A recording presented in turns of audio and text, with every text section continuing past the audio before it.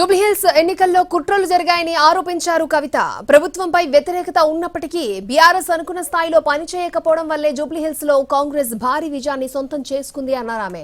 BRS నేతలు social మీడియాలో ప్రచారం చేస్తున్నారు తప్ప క్షేత్రస్థాయిలో పనిచేయడం లేదని విమర్శలు గుప్పించారు కవిత. కృష్ణార్జునులుగా గొప్పలు పోవడం, ట్వీట్లు చేయడం తప్ప ప్రజల్లో పనిచేయడం లేదని తప్పుపట్టారు. కుట్రలను తగిన సమయంలో బయటపెడతాము అన్నారు కవిత. చూసిండ్రు ఏం జరిగింది, మొత్తం ఊర్లలో ప్రతి చోట ఎక్కడ పోతున్నా కాంగ్రెస్కి వ్యతిరేకత ఉన్నది. అది మీకు కూడా తెలుసు.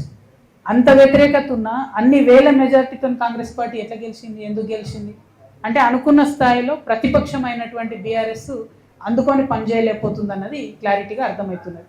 అక్కడ వాళ్ళు సోషల్ మీడియాలో ఉద్యమాలు చేస్తున్నారు తప్పితే కిందకు వచ్చి ఎటువంటి ఉద్యమాలు చేస్తలేరు. ఇంకొకటి పేరుకు కృష్ణార్జునులు అని చెప్పుకొని ట్వీట్లు పెట్టుకొని వాళ్ళది వాళ్ళు ఒకళ్ళు జబ్బ ఒకళ్ళు జరుచుకుంటూ తప్పితే ఒకళ్ళు వీపు ఒకళ్ళు జరుచుకుంటూ తప్పితే పెద్దగా క్షేత్రస్థాయిలో పనిచేయలేదని అర్థమైంది. ఇలా చాలా కుట్రలు కూడా జరిగినాయి అనుకోండి జూబ్లీహిల్స్ ఎన్నికలలో. అవి సమయం సందర్భం వస్తే తప్పకుండా అవి కూడా చెప్తాం.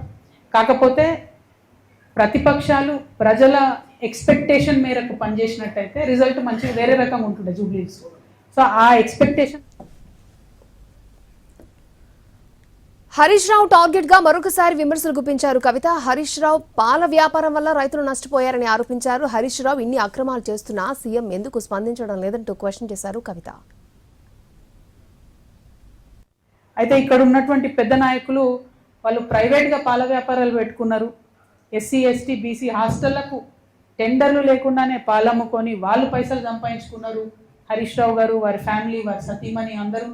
కానీ మరి పాల రైతులకు మాత్రం లాభం జరగలేదు. ఈ మాట నేను ఎందుకు చెప్తా ఉన్నా అంటే ఈ ముఖ్యమంత్రి గారికి సంబంధించినటువంటి ఇప్పుడున్న ప్రభుత్వంలో official PRO of the chief minister గారు అయోధ్య రెడ్డి బోరెడ్డి గారు 2024 సెప్టెంబర్ 22 రోజు 2024 సెప్టెంబర్ 22 రోజు ఒక ట్వీట్ చేసి ఏమనంటే హరీష్ రావు గారు వారి సతీమణి పాల వ్యాపారంలోకి దిగిండ్రు. టెండర్లు లేకుండా ఎస్సీ ఎస్టీ బీసీ గురుకులాలకు వీళ్ళు పాలు సప్లై చేసుకున్నారు. అది బీసీలకు, ఎస్సీలకు, ఎస్టీలకు, మైనార్టీలకు దక్కాల్సినటువంటి అవకాశాలను వీళ్ళు తీసుకొని వీళ్ళు పాల మీద డబ్బు సంపాదించుకున్నారని చెప్పిండ్రు. కానీ ఆ తర్వాత 4-5 రోజులలో ట్వీట్ గాయం. అంటే ఇంత అవినీతి ప్రస్ఫుటంగా కనబడుతున్నా ప్రతి జిల్లాలో, నేను నల్గొండలో చెప్పిన, వరంగల్లో చెప్పిన, ఆదిలాబాద్లో చెప్పిన, ఇప్పుడు మెదక్లో చెప్తున్నా, హరీష్ రావు గారి బినామీలు, వారి కంపెనీలు, వారి దందాలు ఇంతవరకు ముఖ్యమంత్రి గారు కనీసం కదులుతలేరంటే హరీష్ రావు గారికి ముఖ్యమంత్రి గారికి ఉన్న అండర్స్టాండింగ్ ఏంటిది, ఎందుకోసం ఆయనను కాపాడుతున్నాడు, ఈ ముఖ్యమంత్రి గారు చెప్పాల్సినటువంటి అవసరం ఉంది. మెదక్ జిల్లా నర్సాపూర్ మండలం రెడ్డిపల్లిలో రింగ్ రోడ్డు వంకర తిరగడానికి బీఆర్ఎస్ పెద్దనెత్తలే కారణమని అన్నారు కవిత. రెడ్డిపల్లిలో హరీష్ రావుకు 400 ఎకరాల ఫామ్ హౌస్ ఉందని ఆరోపించారు. ఈ విషయం కేసీఆర్ కు తెలియదని, ఆయనకు తెలుసుంటే ఒప్పుకునేవారు కాదని అన్నారు కవిత. కేసీఆర్ కు కళ్లకు గంతలు కట్టి బీఆర్ఎస్ నేతలు ఇష్టం వచ్చినట్లుగా వ్యవహరిస్తున్నారని ఆరోపించారు. రెడ్డిపల్లి అనేటటువంటి గ్రామానికి వెళ్ళడం జరిగింది. ఈ గ్రామం నర్సాపూర్ మండలంలో ఉన్నది. ఆ గ్రామంకి ఒక విచిత్రమైన పరిస్థితి ఉన్నది. ఒక పక్క RRRలో వాళ్ళ భూములు పోతున్నాయి, ఇంకొక పక్క కాళేశ్వరంలో వాళ్ళ భూములు పోయినాయి, ఇంకొక పక్క రైల్వే లైన్ వాళ్ళు వచ్చి సర్వే చేసిపోయారు. అది ఎటు దిక్కు వస్తుందో అర్థం కాని పరిస్థితి ఉన్నది.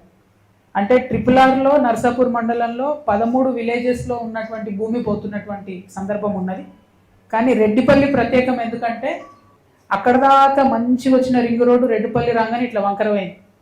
మరి ఎందుకోసం వంకర తిరిగింది రింగ్ రోడ్ అని వారిని రైతులను అడిగితే పెద్ద నాయకులు దాదాపు 3 పేర్లు చెప్పారు. బీఆర్ఎస్ పార్టీలో ఉన్న పెద్ద నాయకులవి.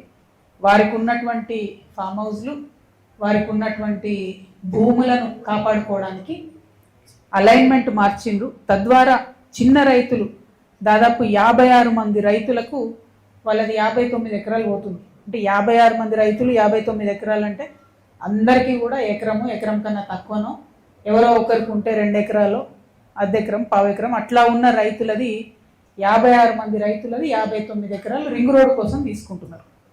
మరి పెద్దవాళ్ళు ఎవరు అని అంటే ఒక దగ్గరనేమో రెడ్డిపల్లి, చిప్పల్తిర్తి, తునికి ఈ 3 గ్రామాల మధ్యలో ఒక 400 ఎకరాల ఫామ్ హౌస్ వచ్చింది. దాని అలైన్మెంట్ మార్చి ఈ ఫామ్ హౌస్ పక్క నుండి పోయేటట్టు చేసుకున్నారు. తద్వారా ఆ భూమి విలువ పెరగాలని అక్కడ ఒక 5 స్టార్ రిసార్ట్ రన్ చేస్తూ ఉన్నారు. దాంట్లకు ఈ గ్రామాల ప్రజలకు ఎంట్రీ లేదట. సో ఈ గ్రామస్తులు అక్కడ ఏముందో చూద్దామని పోతే బైక్ మీద దొంగతనంగా మేము సంగారెడ్డి వాళ్ళం హైదరాబాద్ వాళ్ళం అని చెప్తే ఆ వాళ్ళకి రానిచ్చిలేరు ఫంక్షన్ ఉన్నప్పుడు వాళ్ళు చూసొచ్చి చెప్పినటువంటి మాట గ్రామస్తులు, ఇది నాకు ప్రూఫ్ లేదు, కాకపోతే వాళ్ళు చెప్పేటటువంటి పేరు ఈ ఫామ్ హౌస్ హరీష్ రావు గారిది అని చెప్తా ఉన్నారు, అందుకని అలైన్మెంట్ మార్చినారని చెప్తున్నారు. ఇట్లాంటి విషయాలు కేసీఆర్ గారికి తెలిస్తే ఎట్టి పరిస్థితుల్లో వాళ్ళు ఒప్పుకునేవారు కాదు. ఇది నేను ఇక్కడ అబ్జర్వ్ చేసిన నిన్న మెదక్లో. ఎందుకు ఓడిపోయినాం మెదక్ అని ఆలోచన చేసి ఇట్లాంటి పనులు చేయడం వల్ల ఓడిపోయాను. కేసీఆర్ గారి కళ్ళకు గంతలు కట్టి ఇట్లాంటి పనులు చేయడం ద్వారా ఓడిపోయాను.